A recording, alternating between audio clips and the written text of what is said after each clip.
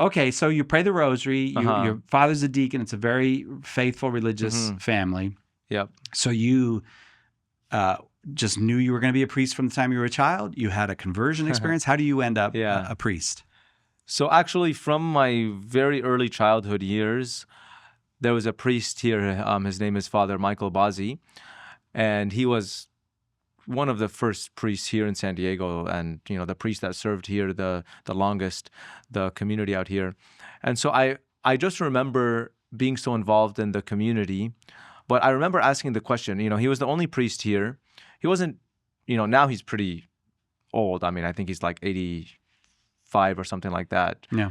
But I just remember asking the question, after him, who's going to do it? Really? Yeah. Oh, what an interesting way to... I have never heard of someone coming to the priesthood. So you saw the community is going to need a priest. Yeah. Okay. So that's when I was a little kid. Little kid. Yeah. And I just loved being at church, and I was an altar boy as well. I would, go to the catechism classes that we had. And then I started to go to the youth groups and everything. When I became a teenager, it kind of left me a little bit. I was in my teenage years, but that foundation was always there in the back of my mind, and the foundation of the Catholic upbringing that I had of praying the rosary and of being involved in the church community, praying with my family. And then I went to high school, and for a few years I actually went to a very tiny Catholic school. Do you know St. Ephrem? It's a Maronite community. Yes. Yeah. Yes. Right. Yeah. So they actually had a Catholic school, Maronite Catholic school. Okay. Very small school. Like literally 20, 30 people in the whole school. And I'm talking K to 12. Okay. Okay. So I went there for my freshman year.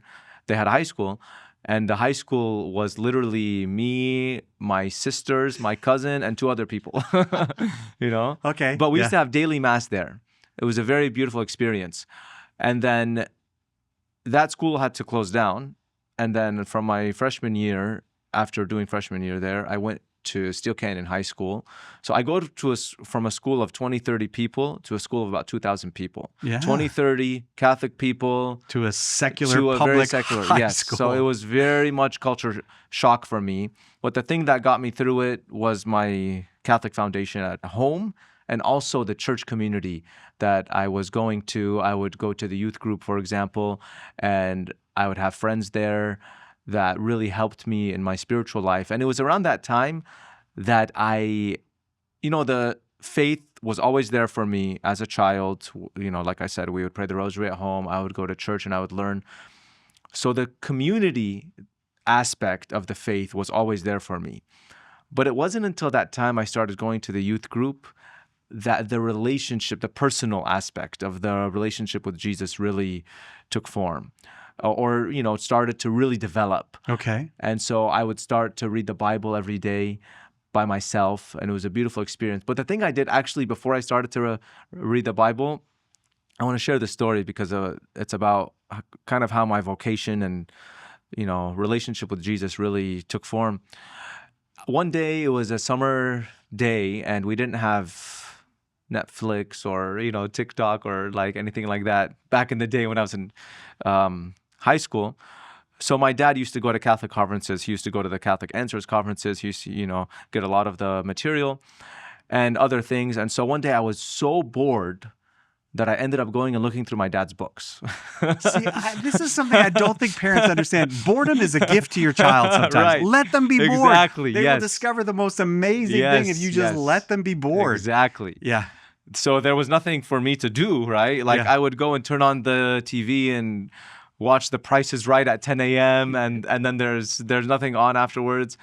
And so I was so bored, I went to go look through my dad's books, and I was just looking around, and I saw a book, True Devotion to Mary by St. Louis de Montfort. Wow. Okay. And I just, like every book, I was just looking at the back, just reading what it says. And this says, this is probably the greatest book about Mary ever written. And I was like really shocked about that. I didn't really know a lot about Mother Mary. I would do the rosary since I was a kid, but I didn't really think about it that much, about her role in the Christian life. So that was the first book I ever read by my own choice, like not a school book. Like I read the whole book. And how old were you think? I was probably 15? 14, 15 at that Okay, time. great. Yeah. Yep. All right. And so that summer, I read that book, and that book and the devotion to Mary that developed from that book was the greatest thing of my life, actually, because it led me to love Jesus so much. And it led me, I mentioned I was reading the Bible. It led me to reading the scriptures by myself. We would read the Bible at home. Sometimes I would go to church, Bible study, but this was the first time, like I said, my personal relationship with Christ really took effect, because I was reading the Bible every day. I started from the Gospels, and I remember this beautiful time in my life when I didn't know until I read it that Jesus commanded us to do this, but I would do it. I would go to my room and I would close the door after everybody was asleep, and I would just read the scriptures. And I enjoyed that time so much, and I learned so much, and really developed my relationship with the Lord. What a grace of God that as a really still a child, He called you to that personal connection with Him. And so that's why my vocation is an early vocation. So right at 17, right when I finished high school, I joined the seminary.